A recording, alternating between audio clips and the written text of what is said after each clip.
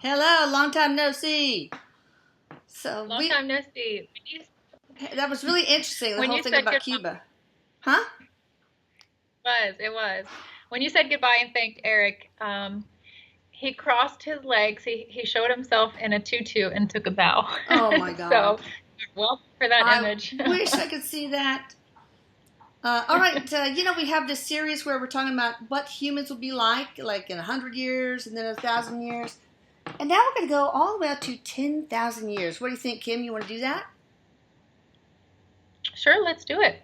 Okay, remember, He's Eric, watching me. try to use as much words and as little images as we can because it's not a picture book. So, in 10,000 years, what will our bodies look like if we even have bodies?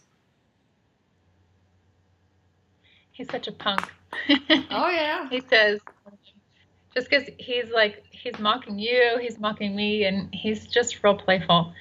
Um, he says we won't need bodies. He says at that time, Mom, we will already be looking back on history and thinking, he's comparing our attention, how we spend, like right now, we spend so much time externally. He's showing developing technical gadgets. He says, Mom, we spend so much time developing things. I know. The latest and greatest technical gadget. Look what it can do. He goes, shit. He goes, eventually, we're going to start introverting our efforts. Mm-hmm. Instead of developing the next latest and greatest gadget, when one realizes, and he's using the word depth. He says that this is going to take a lot of depth that far surpasses the surface level, he says, of your humanness.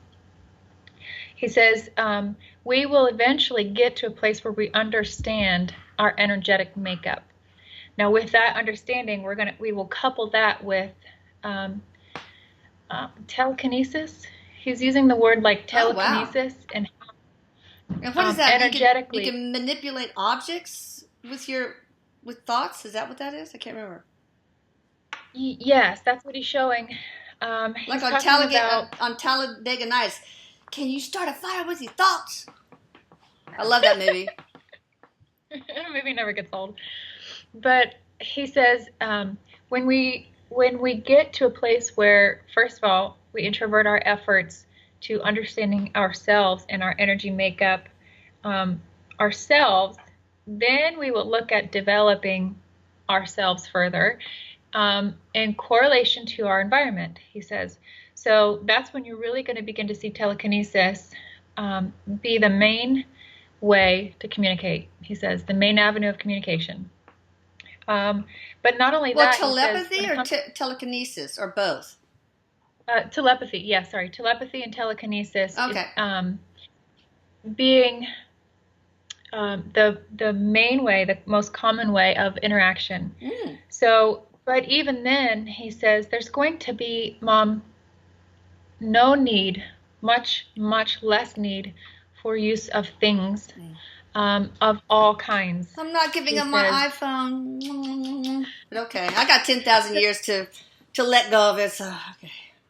I mean, 100,000. He said, Mom, he said, what if I told you, that's such a wicked response. He said, what if I told you that you become your iPhone, that you could become your iPhone? Wow. And do everything and embody that, because he says right now we're extroverting our efforts into these gadgets, and then he's showing us eventually we're going to introvert and develop ourselves like we develop all these things.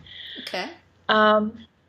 He's kind of branching off on talking about, he says, for example, like right now, when we go to sound healing, sound therapy, if it's, with music or crystal bowls, tuning forks, whatever, we will be able to attune or focus our consciousness to,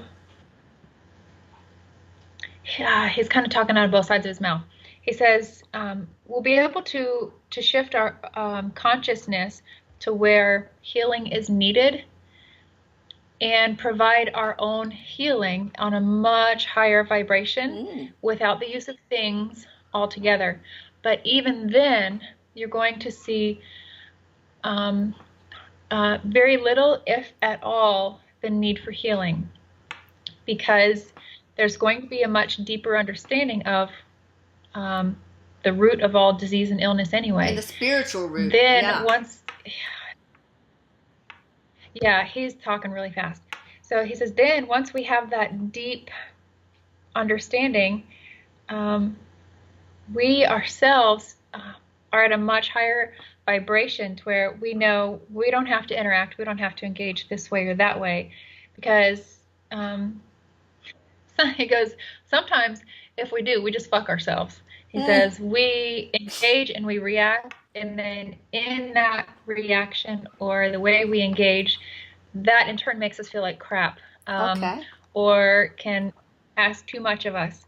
He says we'll be at a higher level of consciousness where we know those are just our thoughts, those are just our emotions. We'll begin to see them. What about our emotions? Will they be different than they are now? He says there'll be less and less and less and less. He just keeps saying that over and over. Such a punk. He says there'll be less and less need for them to express who we are, to interact with others, because he says, Mom, it's like me here. He says I don't need emotions to express who I am or to be at my highest. So he's literally showing them like a completely separate entity. Thoughts and emotions being, emotions more so being separate than thoughts. Thoughts create, but thoughts come from the essence of you, which is your energy makeup. That's what creates, he says. But we're just so used to putting all of our energy up here. Right. He's just rambling on and on. Slow down a little bit, poor Kim. Well, I don't want to get rid of emotions. That sounds like we'll be boring. Won't we feel love and all the good emotions, joy? I don't mind getting rid of the negative ones, but really. He says, he's like going like this. He goes, you really want me to open that can of worms? So, one thing I keep asking him, and then I'll have him address that. I keep saying, well, what about the body? What about the body? Will we even have bodies? Or, he's showing as time evolves, he says that there'll be less and less need for a body and the physical incarnation to evolve on the soul level. That's why we come in and use a body and incarnate into the material world, the physical world, because we use it as a way to evolve. That will die. He says that will pass away and die. Okay. When it comes to the emotions, he's showing them. He's doing a drum roll because he knows that this might ruffle some feathers and trip some people up, I guess. But he says, Mom, if your joy and your happiness exist within circumstances, here it comes. He goes, is it true joy and true happiness? Okay. Because here's the key, Mom. No, he doesn't like the word key. Here's the scoop, he says. Okay. He says it's like this. Anything that is contingent upon circumstances, and the concept of time and a linear motion is not of real, true, absolute, or complete consciousness, he says. It is an unconscious state. So even though you might have, the birth of a child or a holiday be associated with lots of joy, or even the death of a loved one be associated with pain and sorrow, those are all associated with the concept of time, which is man-made, Mom, which exists in ego, which is not who you are. He says, sit and marinate in that for a little bit. He says, he's so funny today. He's so animated. He's like pinching his nose. He goes, that's the stinky marinade. Oh. Because He says a lot of people are going to say, but wait, and scratch their head. Mm-hmm. But he says, true joy, peace, and happiness, euphoria, far surpasses the concept of time and the concept of circumstances and events, because those all have to be associated with time. Mm-hmm. So he says, I'm not telling you that your joy is fake, but your joy is fake. Oh, okay. But wait, you said we won't have bodies. Will we have babies? And let's answer these a little bit more quickly, because I want to get through them. Otherwise, I think this will be maybe too long. But will we have babies? He says there will still be procreation. We will still be able to create, but we won't need the physical body for it. He's showing it all literally being an energy form. Wow. What about our environment? What will the Earth? Will we be on Earth? He's just rambling. You can. He says you can. It's like you can be on Earth, you can visit, he says, but you won't have to be or need to be. You won't need a place to be associated. It sounds like we're going to be. It sounds like we're going to be exactly the same as you, Eric. What's the difference between humans 100,000 years from now and spirits like you? He goes, bing, next. Yep. And what he means by that is, that's what I'm saying. You won't need a place to be, to exist. You'll exist above that, beyond that. So yeah, exactly what you just said. It'll be available to you, but it won't be needed. Okay. But so is there a difference will there be a difference between humans that far ahead, in time versus spirits where you are? He says, you'll be just like me. Okay. Well, will we have the human experience? Again, not needing the physical body. Will we not engage in the human experience? Will we not engage in the human experience? Like using contrast? That's what he's showing. No human experience anymore. So it'll pretty much be like you. Spirits. That's what he's showing, not being like the physical body anymore. Okay. What will the Earth look like then?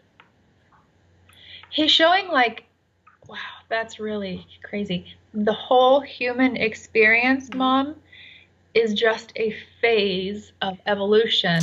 So when we look at the way humans evolve, look at the bigger picture too. The human experience and the incarnation to the flesh is just a phase of evolution too, of all that is.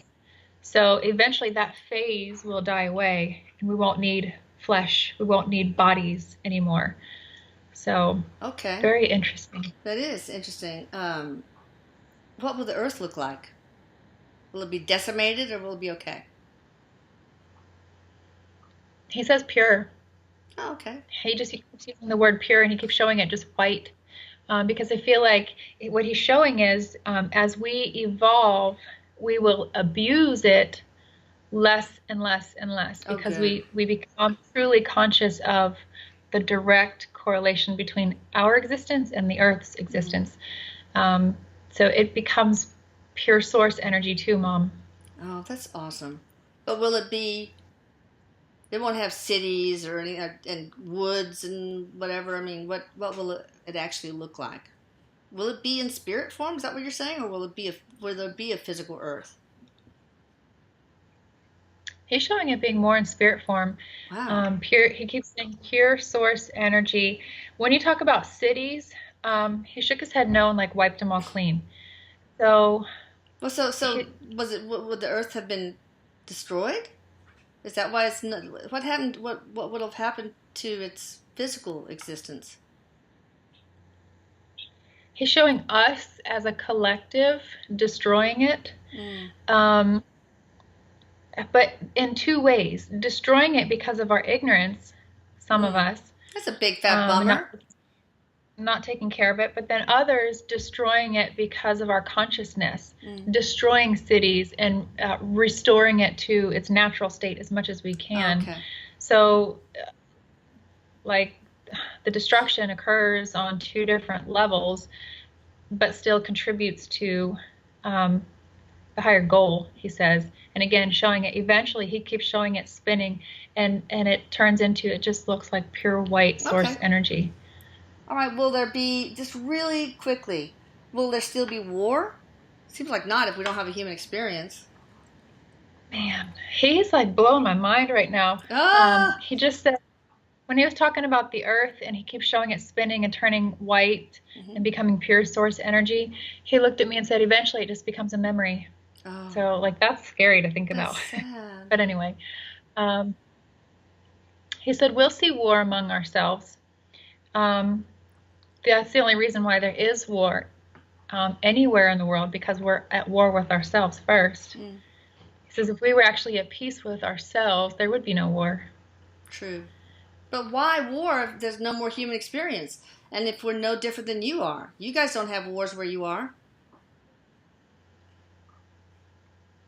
No wars. He's showing a different levels of consciousness, Mom. Oh, sorry, I forgot to shut my phone off. But he's showing different levels of consciousness still exist, Mom. Okay. He says, even when you come here, even when you are in spirit form, you don't all automatically go to the same level of consciousness. So there will still be different levels of consciousness, but there won't be harm as you know it. He says there won't be wounds, harm, pain, all of that as we know here. It's accepted. The different levels of consciousness are accepted, he says. Will we have any, I guess we won't need money or commerce then, huh? That'll be long gone, he says. I figured. What about any technological or scientific breakthroughs? Will it be any, like, name one that stands out, if any? He says, at this day and age, we become the breakthrough. We become it, the next big great thing. He's literally showing me, I'm sure you guys have probably heard of this person. I don't really know much about him. Have you ever heard of David Blaine? Oh, yeah. And, he's an incredible person. I was just thinking about him because I want to talk about magic eventually. Oh, wow. He's showing, he says, when one can,